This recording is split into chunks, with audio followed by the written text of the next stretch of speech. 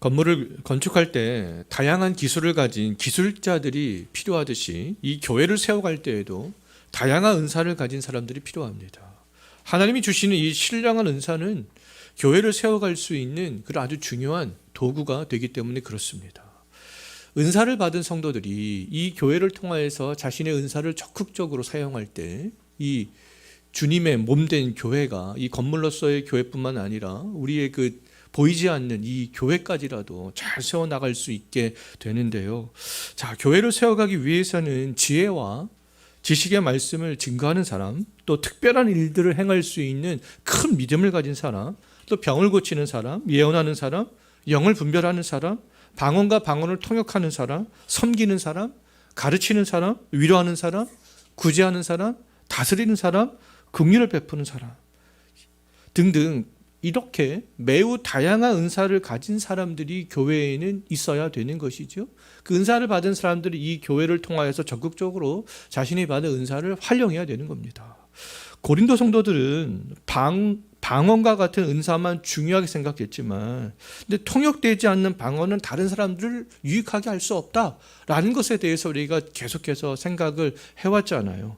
오히려 통역이 되지 않는 그런 방언보다는요, 청소하고 또 교회 안에서 식당 봉사를 하는 섬김의 그런 은사가 다른 성도를 훨씬 더 유익하게 할 수 있는 은사다라고 말할 수 있겠습니다.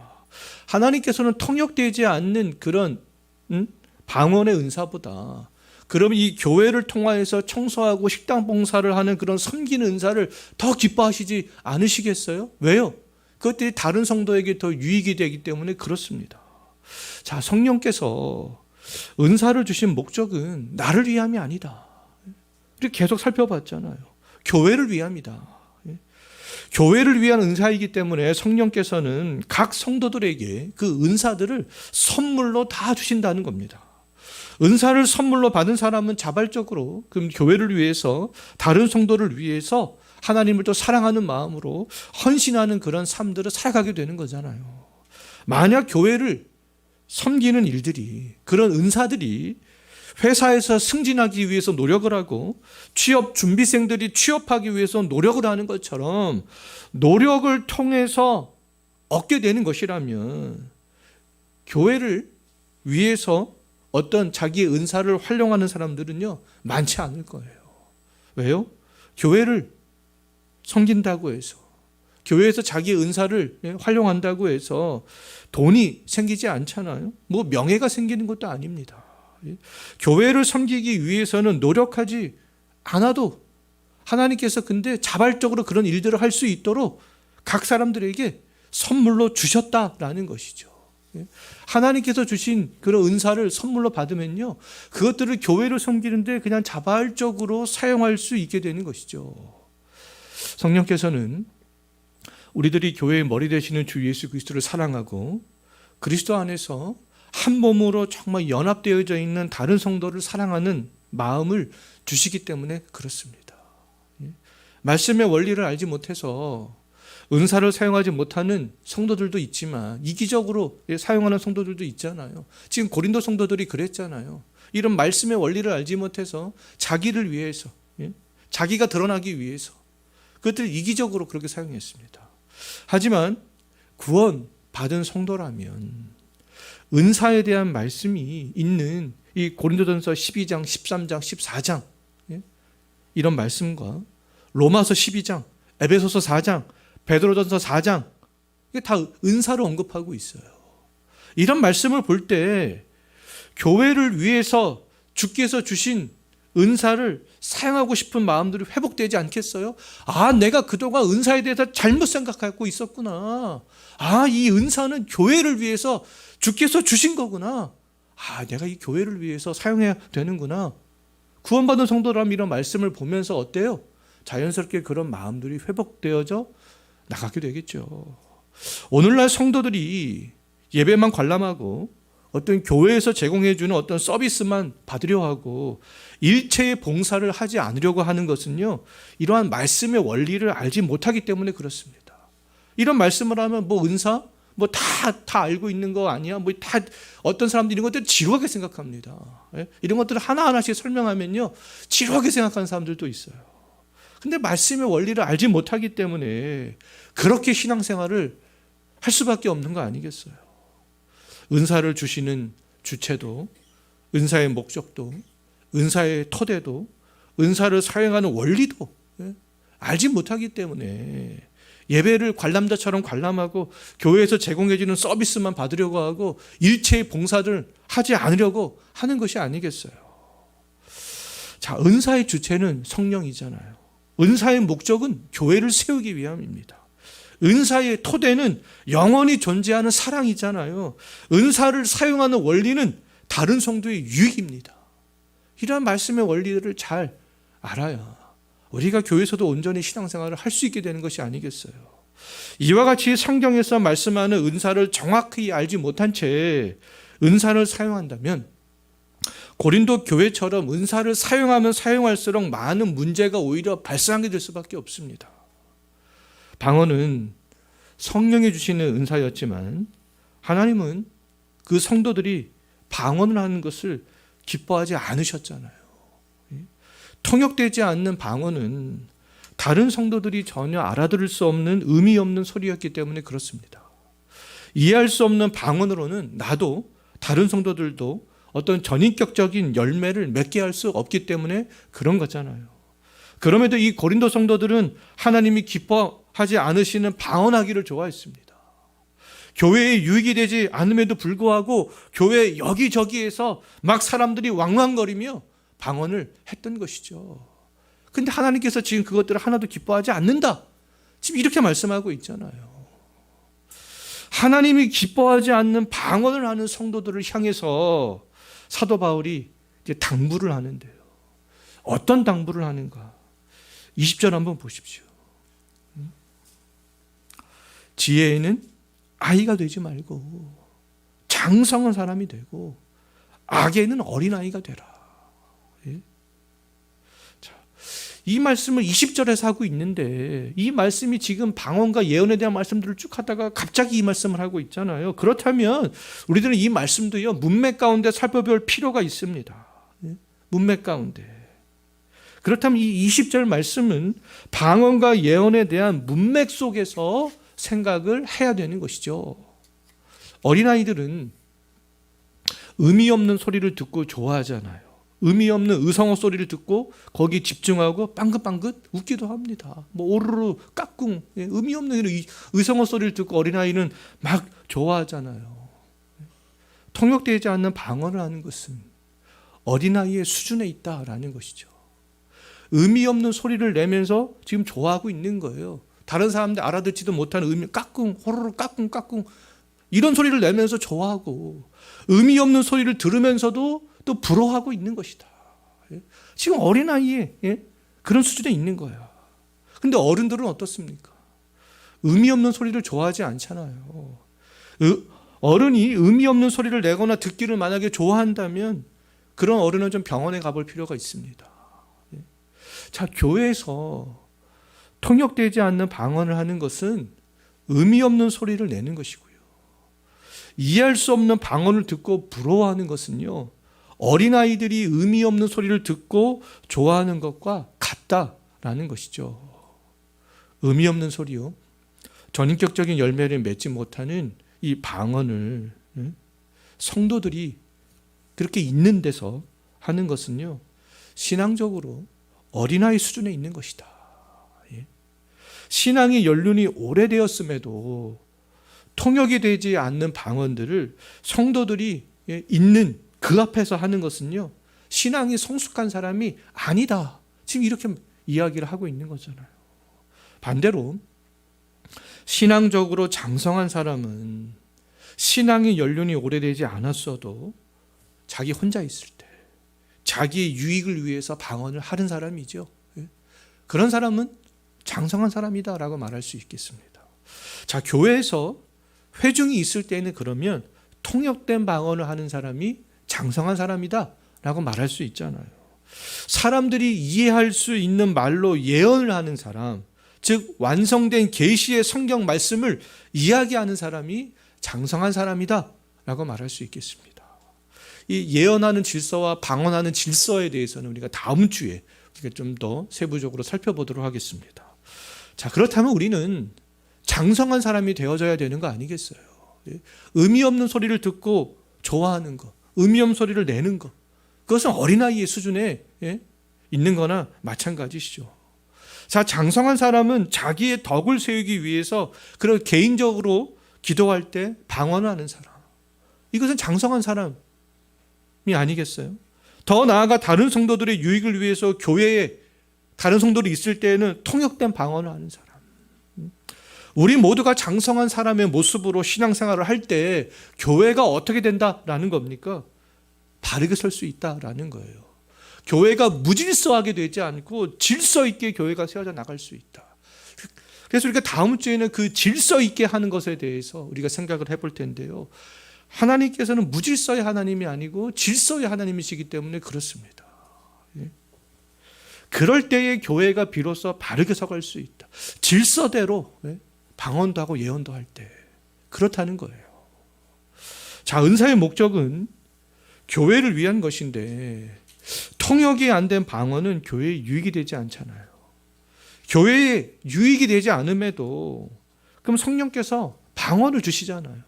그럼 성령께서 어떤 통역되지 않은 방언은 교회에 유익이 되지 않음에도 불구하고 은사를 주시는데, 그렇다고 은사를 주시는 그런 이유가 있는 것이 아니겠습니까? 분명한 목적이 있기 때문에 은사를 주시는 것이 아니겠어요? 첫 번째 이유는 지난번에 우리가 살펴본 대로 방언하는 사람은 방언을 말함으로 자기의 덕을 세울 수 있다. 자기를 유익하게 한다.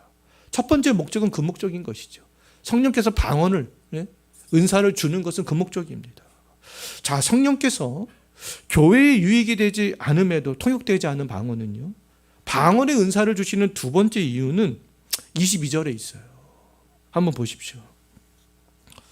믿지 않은 사람들에게 무엇이 된다라고 했습니까? 표적이 된다. 이 목적 때문에 하나님께서 방언을 주시는 거 아니겠습니까? 자, 방언이 믿지 않는 사람들에게 그건 표적이 된다. 이 말의 의미가 과연 무엇이겠는가? 방언이 믿지 않는 사람들에게 표적이 된다. 우리는 이 말의 의미들을 생각을 해야 되는 거 아니겠습니까?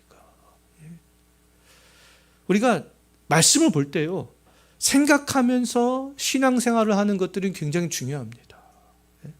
생각하지 않고 무턱대고 그냥 신앙생활을 하다 보면 이단으로 빠지거나 사이비 종교로 빠지기 쉽습니다. 신비주의로 빠지기 쉬워요. 엉뚱한 신앙생활을 하기 쉽습니다. 우리가 이런 말씀을 접할 때 생각하면서 분별하면서 신앙생활을 해야 되는데, 근데 그러기는 참 쉽지 않은 것 같아요. 시간적인 여유가 없을 뿐만 아니라 사람들이 자극적이고 빠른 거, 그런 것들을 오늘날 이 시대가 선호하잖아요. 이 말씀을 듣는 거, 오늘날에 특히 뭐 MZ세대라고 말하는데 그런 세대에게는 익숙하지 않습니다. 말씀을 듣는 거. 영상 빠른 거, 재밌는 거. 그런데 우리는 말씀은 들으면서 난다고 그랬잖아요. 우리가 듣고 생각하고 묵상하고 분별하고 이런 것들이 필요하지 않겠어요? 근데 사람들은 생각하지 않고 분별하지 않습니다. 유튜브도요, 긴 영상보다는 많은 사람들이 짧은 영상의 쇼츠를 더 많이 선호한다라고 하잖아요. 지금은 유튜브에 영상 올리면 긴 거는 잘 보지도 않는다고 합니다. 1분 이내 쇼츠 영상, 짧은 것들을 사람들이 다 선호한다고 하잖아요. 시대적인 흐름을 무시할 수가 없어서 우리 교회도 쇼츠 영상을 지금 만들어서 올리고 있어요. 그럼에도 우리는 베라 교인들이 정말 그런가 날마다 성경을 산광을 한 것처럼 바울이 성도들에게 말씀을 분별하라 라고 한 것처럼 우리는 생각하고 분별하고 그러한 일들을 매일매일 해야 되는 거 아니겠습니까? 말씀을 접할 때마다 말씀을 우리가 생각하고 분별을 해야 우리의 신앙이 정리가 될 수 있어요. 딱딱딱 정리가 될 수 있습니다. 우리가 고린도전서 계속해서 살펴보니까 고린도전서 말씀에 대한 것들이 딱딱딱딱 정리가 되는 느낌들이 생기잖아요. 은사에 대해서, 은사의 토대에 대해서, 은사의 목적에 대해서 딱딱딱딱 정리가 됩니다.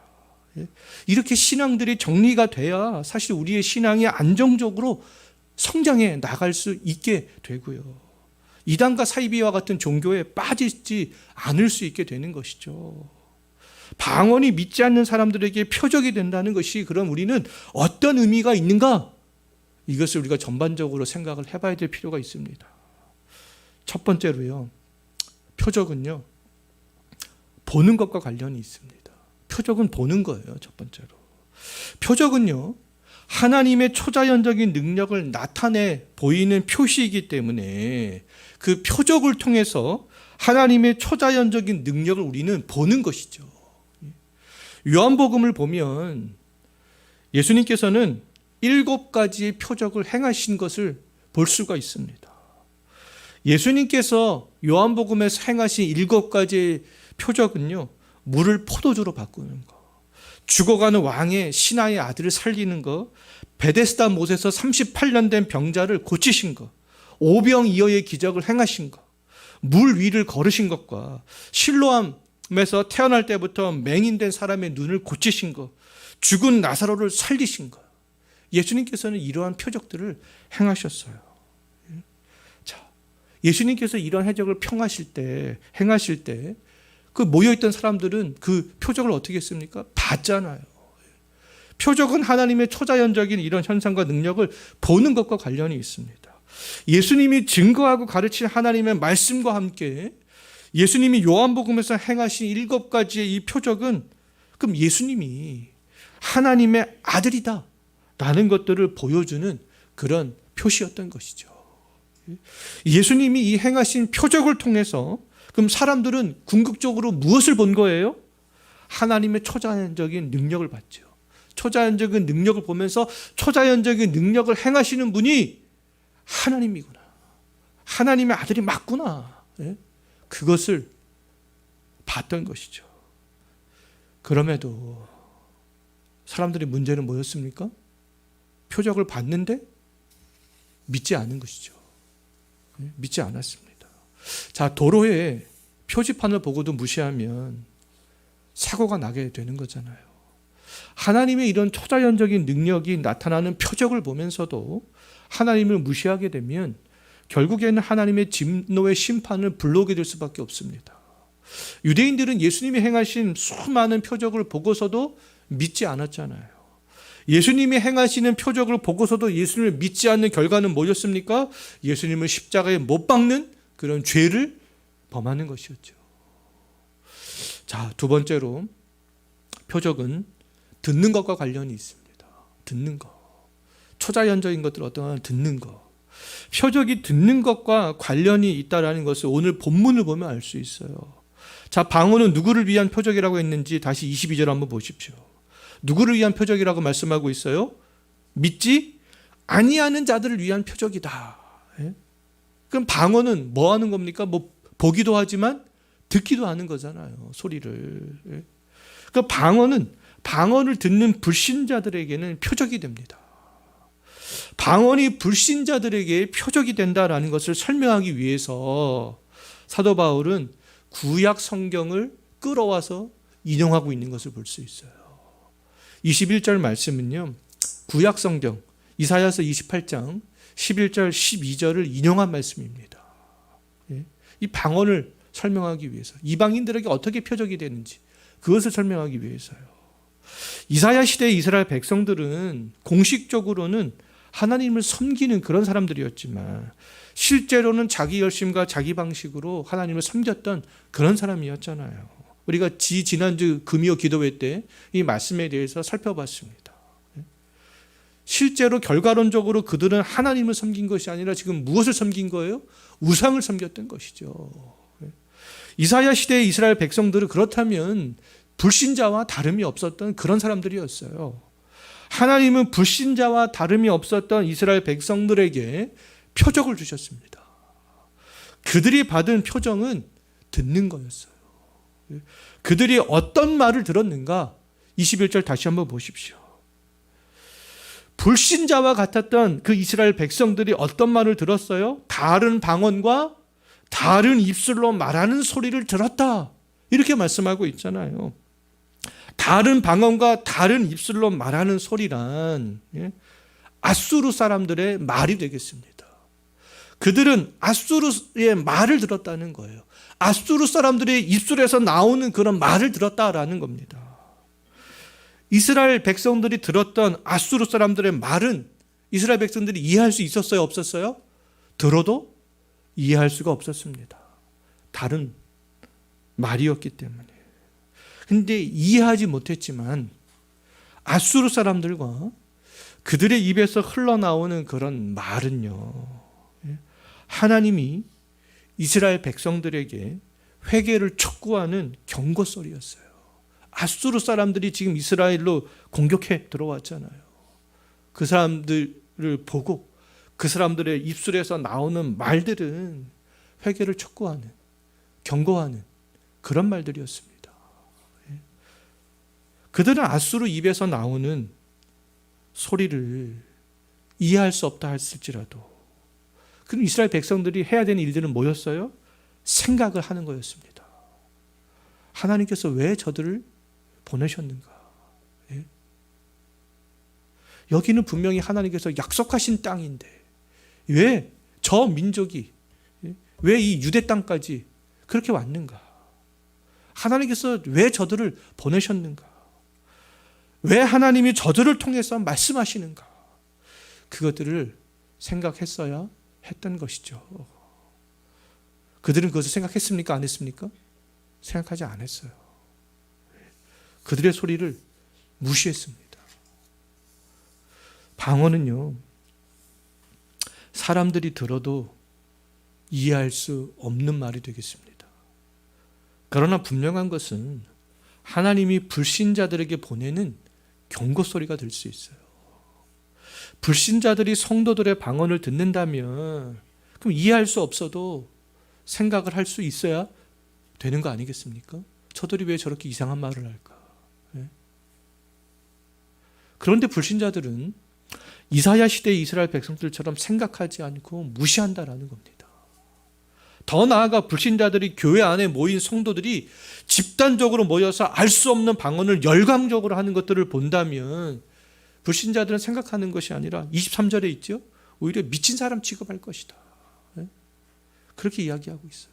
만약 뉴스에 어떤 교회가 보도가 된다. 근데 보도되는 장면들이 이 예배당에 모인 성도들이 다 알 수 없는 방언을 막 열광적으로 한다.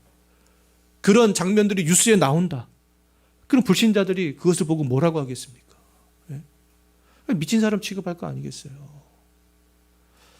자, 그런데 그것들이 사실은 표적이 될 수 있는 것이죠.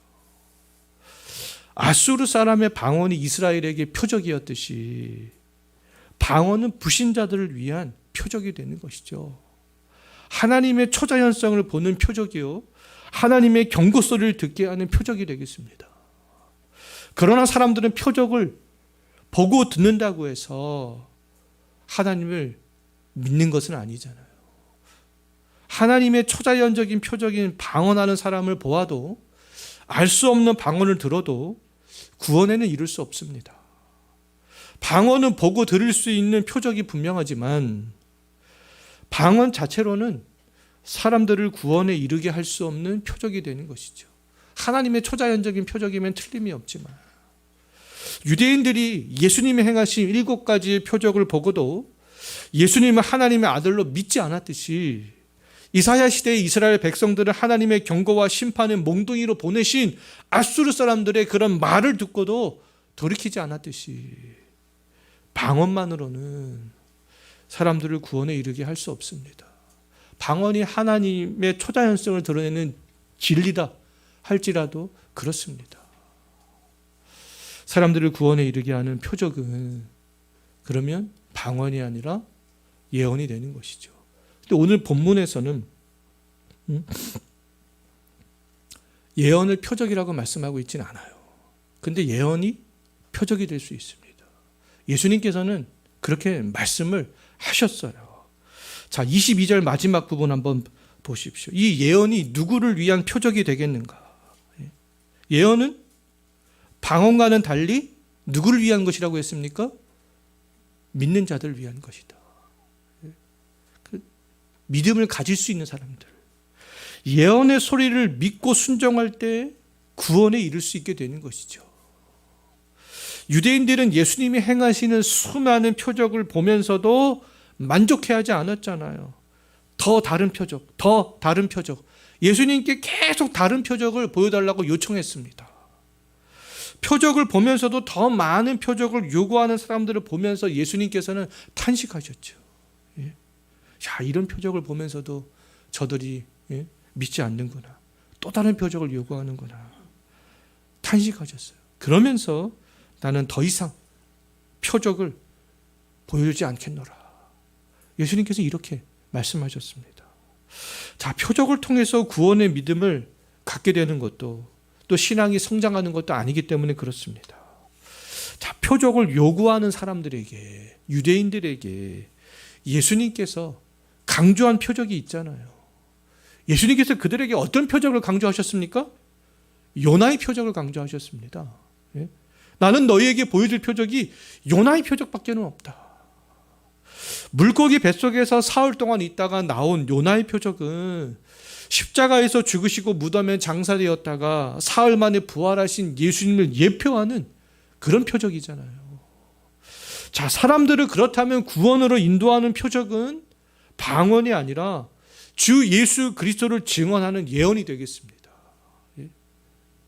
죄인들이 구원에 이르고 타락한 성도들을 회개시키고 각 성도들의 믿음을 성장시켜 교회를 세워가게 할 수 있는 가장 강력한 표적은 주 예수 그리스도의 십자가와 부활의 이야기가 되는 것이죠. 우리는 성례를 통해서 나를 위해서 십자가에서 찢기시고 피를 흘리신 예수님을 볼 수 있잖아요. 또 설교를 통해서 십자가와 부활에 대한 이야기를 들을 수 있습니다. 자, 우리 모든 성도에게 가장 필요한 은사는 그런 방언이 아니다라는 거죠. 무엇이라는 겁니까? 예언이라는 겁니다. 예언. 어떤 표적이 사람들을 구원에 이르게 할 수 있고 믿음을 가질 수 있게 할 수 있어요? 통역이 되지 않는 방언이 아니라 예수님의 십자가의 부활을 말씀하고 있는 그런 예언의 말씀이다라는 거잖아요. 방언의 표적은 불신자들로부터 미쳤다라는 소리를 듣게 하지만 예언의 표적은 불신자들을 변화시킬 수 있습니다. 예언이 불신자들을 그러면 어떤 과정을 통해서 변화시키는지 24절과 25절을 보면 알 수 있어요. 예언의 말씀을 통해서 믿음을 갖게 되는데요. 어떤 과정을 통해서 믿음을 가질 수 있어요? 책망과 판단을 받고 마음의 숨은 일들이 드러나는 그런 과정을 통해서 변화가 되면서 믿음을 가질 수 있게 되는 것이죠. 하나님의 말씀은 살아있고 활력이 있어서 좌우의 날선 어떤 검보다도 예리하여 혼과 영과 관절과 골수를 찔러 쪼개기까지 하고 마음의 생각과 뜻을 판단한다. 그렇게 말씀하고 있잖아요. 하나님의 말씀인 예언은 죄인들을 책망합니다. 근데 사람들은 본질적으로 책망받기를 싫어합니다. 책망의 이야기 좋아하지 않아요. 내가 세상을 살아가는 것도 얼마나 힘든데 교회 와서도 내가 책망받는 소리를 들어야 되겠는가. 책망받는 설교하는 교회는 나는 안 나간다. 그렇게 생각하는 성도들 의외로 많습니다. 사실. 그런데 성경의 많은 내용들을 한번 곰곰이 생각을 한번 해보십시오. 책망하는 내용들이 훨씬 더 많습니다. 구약의 선지서 한번 보십시오.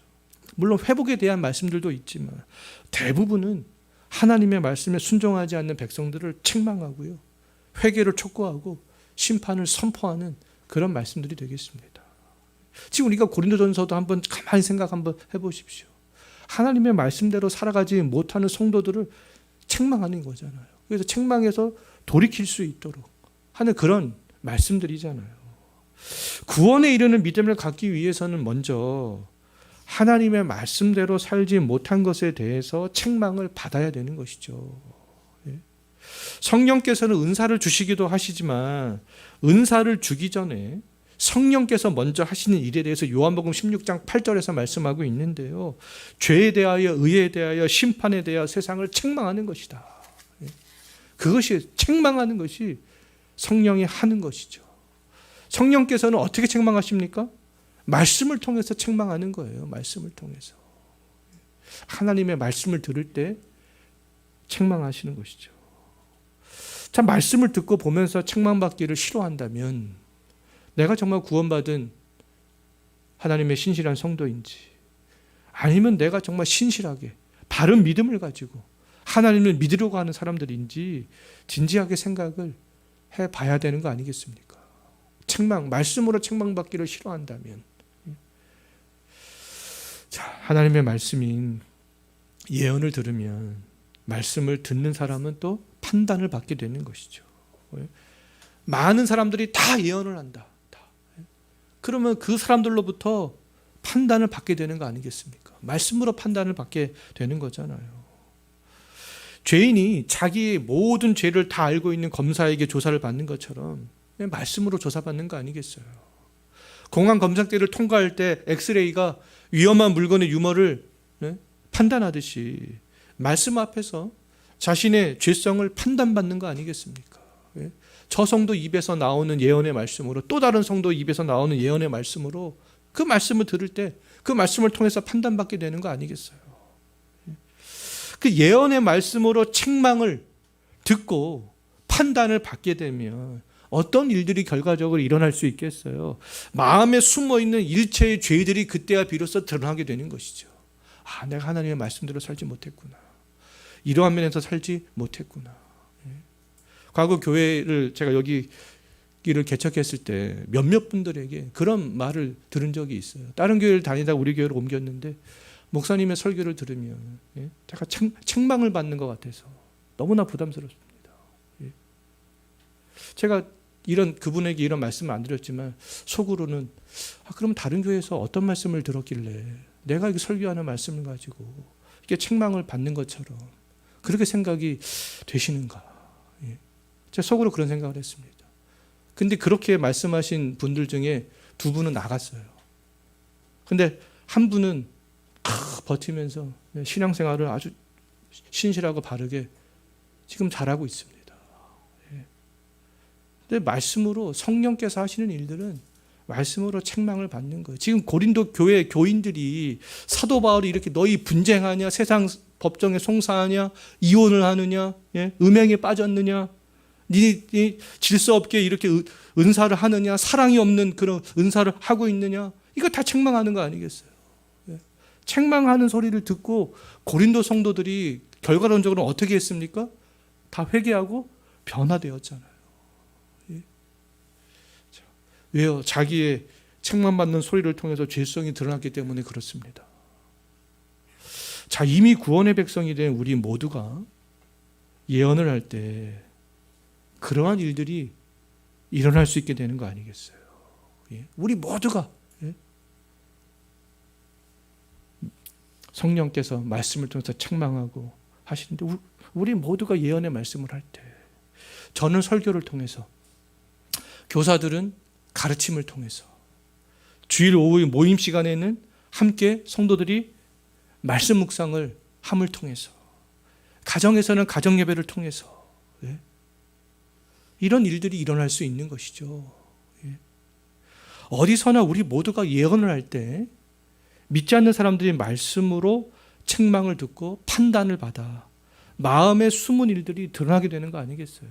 기존에 우리 믿는 성도라 할지라도 예언의 말씀을 들을 때 그 말씀으로 책망을 받고 판단을 받아 또 우리 마음에 숨은 죄성들이 드러나게 되는 거 아니겠습니까?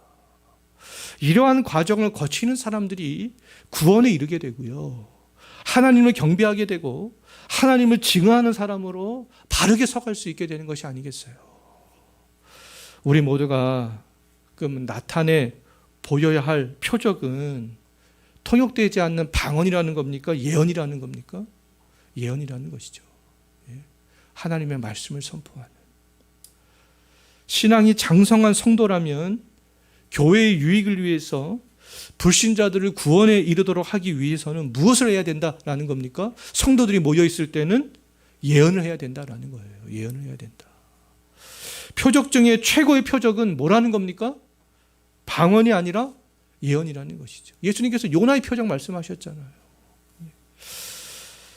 자, 방언은 사람들을 구원에 이르게 할 수 없습니다. 표적 중에 최고의 표적은 요나의 표적이 십자가와 부활인 것이죠. 요나의 표적인 주 예수 그리스도의 말씀을 증거하는 예언을 우리 모두가 할 때 우리를 통해서 하나님께 영광 돌리는 사람들이 더 많이 생겨나지 않겠어요? 그리고 예언하는 다른 성도들의 그런 말을 듣고 우리의 믿음이 더 성장하고 성숙해 가지 않겠습니까? 이럴 때 정말 교회가 바르게 가게 되는 거 아니겠어요? 정말 우리 모두가 그런 교회를 소망하며 또 내가 예언의 말씀을 듣고 예언의 말씀을 들음으로 교회를 함께 우리 모두가 세워갈 수 있는 우리 모든 성도들이 되었으면 좋겠고 그것들을 소망하고 그것들을 꿈꾸며 우리가 예언을 해 나갈 수 있었으면 좋겠습니다. 기도하겠습니다.